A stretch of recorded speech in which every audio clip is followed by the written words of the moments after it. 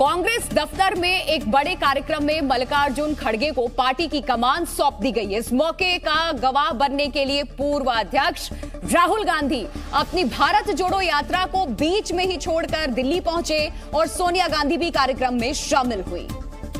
और जब मंच सजा तो इन्हीं दो नेताओं के बीच में नए अध्यक्ष खड़गे और पार्टी के चुनाव प्रभारी मधुसूदन मिस्त्री नजर आए। मल्लिकार्जुन खड़गे ने इस मौके को भावुक पल करार दिया और मजदूर के बेटे से लेकर पार्टी अध्यक्ष तक के सफर को जिम्मेदारी से आगे बढ़ाने का भरोसा दिया। हालांकि इस बदलाव की तुलना एक बार फिर उन्होंने सोनिया गांधी के त्याग से की। त्याग की जो मिसाल उन्होंने कायम की है उसका कोई दूसरा उदाहरण मिलना मुश्किल है। नए अध्यक्ष के रूप में खड़गे ने एक बार फिर केंद्र सरकार के काम के तरीके की आलोचना की और सोनिया के त्याग के बाद राहुल की तारीफ की वजह गिनाई। मैं राहुल गांधी जी की आभार मानता हूं, जिन्होंने इस बात को समझा और हर मुश्किल को दरकिनार करते हुए वो भारत जोड़ो यात्रा पर निकल पड़े हैं। खड़गे ने नए अध्यक्ष के रूप में अपने पहले भाषण में माना कि तमाम कोशिशों के बावजूद देश की सबसे पुरानी पार्टी से मतदाता कुछ हद तक नाराज हैं, जिसे दूर करने की जिम्मेदारी उनके साथ ही पार्टी के सभी नेताओं और कार्यकर्ताओं की है। इस कार्यक्रम से पहले खड़गे ने कांग्रेस के पूर्व अध्यक्ष को और वरिष्ठ नेताओं को श्रद्धांजलि दी है, लेकिन उससे भी पहले उन्होंने राजघाट जाकर बापू की समाधि पर मत्था टेका, जिसके बाद जगजीवन राम की समाधि समता स्थल पर उन्होंने न केवल फूलों से श्रद्धांजलि दी बल्कि समाधि की परिक्रमा भी की। ये सिलसिला पंडित नेहरू, इंदिरा गांधी और राजीव गांधी की समाधि पर जाकर श्रद्धांजलि देने तक जारी रहा। इस दौरान पार्टी के कई नेता और कार्यकर्ता भी उनके साथ साए की तरह चिपके रहे। इससे पहले सुबह जब खड़गे पार्टी की कमान संभालने घर से निकले तो गाड़ियों का काफिला उनके साथ था और जब वो अपने दफ्तर पहुंचे तो उनके पहुंचने से पहले ही उनके नाम की नई पट्टी लग चुकी थी।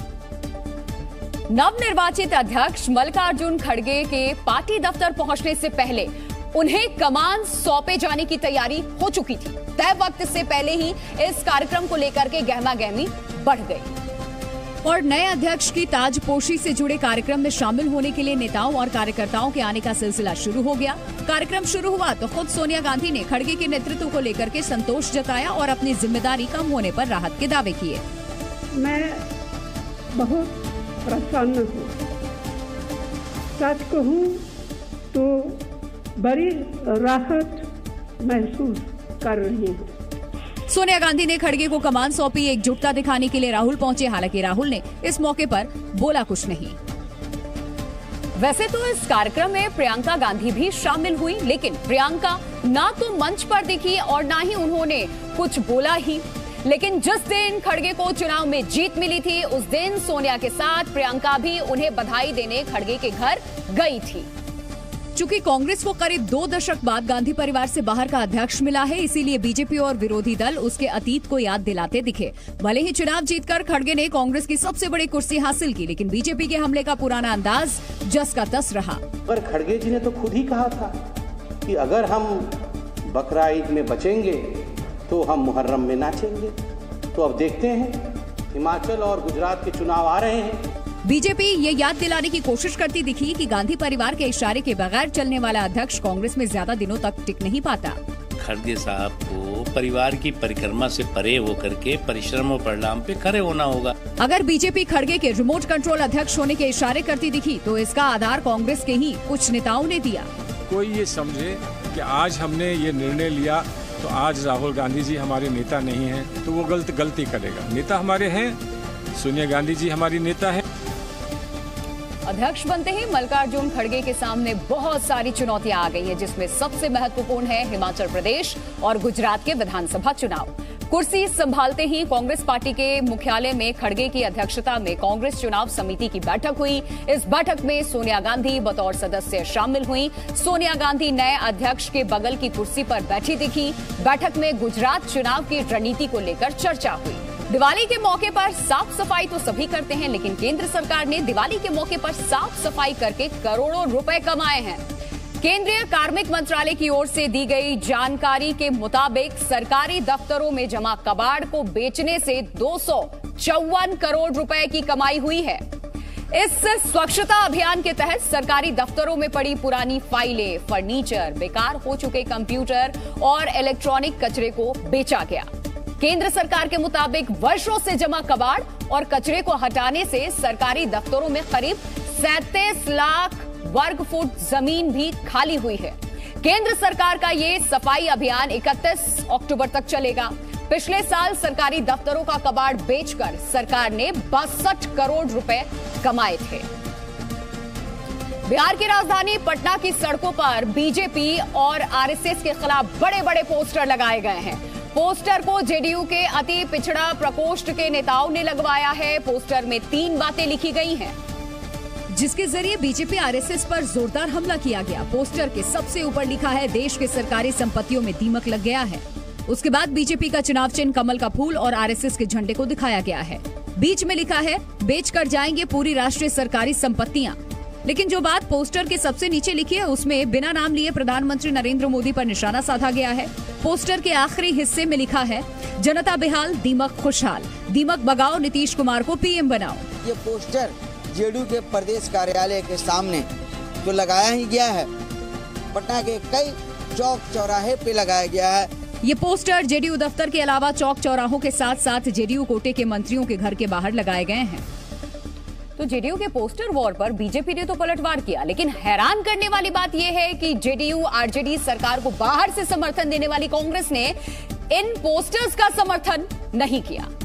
कांग्रेस विधायक प्रतिमा कुमारी ने बीजेपी आरएसएस की नीतियों की आलोचना की, लेकिन बीजेपी के खिलाफ जेडीयू के पोस्टर लगाने को लेकर गलत करार दिया। मैं इसका विरोध करती हूँ, क्योंकि किसी भी पार्टी का, किसी भी दल का इस तरह से पोस्टर लगा करके विरोध करना अच्छी राजनीति की शुरुआत नहीं है। वहीं आरजेडी ने जेडीयू के पोस्टर का समर्थन करते हुए कहा कि देश की अर्थव्यवस्था बर्बाद हो चुकी है। आरजेडी ने भी नीतीश कुमार को अगले प्रधानमंत्री के तौर पर विकल्प माना, लेकिन बीजेपी ने जेडीयू के ख्वाब को आईना दिखाते हुए हमला किया। बिहार के गया में मालगाड़ी के कई डिब्बे पटरी से उतर गए। बिहार के गया में मालगाड़ी के 53 डिब्बे पटरी से उतरने से बड़ा हादसा हुआ। मालगाड़ी के डिब्बे उतरने से ट्रेनों की आवाजाही प्रभावित हो गई। वहीं कई ट्रेनों का रूट बदला गया है। नवी मुंबई के कलबोली इलाके में आज सुबह भारतीय खाद्य निगम के चावल के गोदाम में आग लग गई। फायर ब्रिगेड की 5 गाड़ियों की मदद से आग पर काबू पाया गया। गाजियाबाद में मामूली पार्किंग विवाद को लेकर अज्ञात युवकों ने रिटायर पुलिसकर्मी के बेटे को पीट कर उसकी हत्या कर दी। पुलिस ने अज्ञात हमलावरों के खिलाफ मामला दर्ज कर लिया है।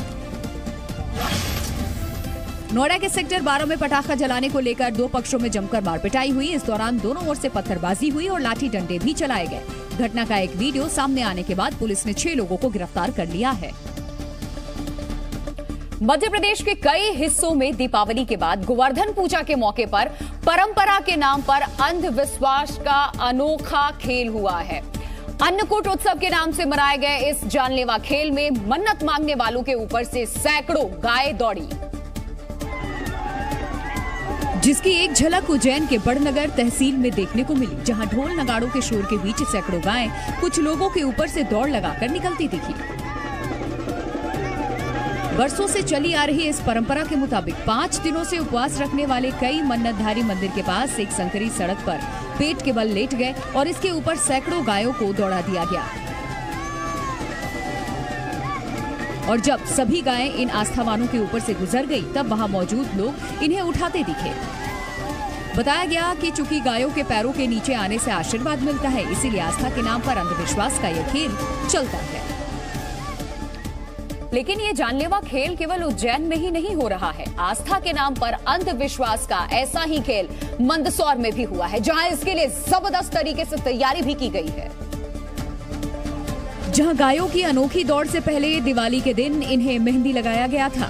कई गायों के सिर पर मोर पंख बांधे गए।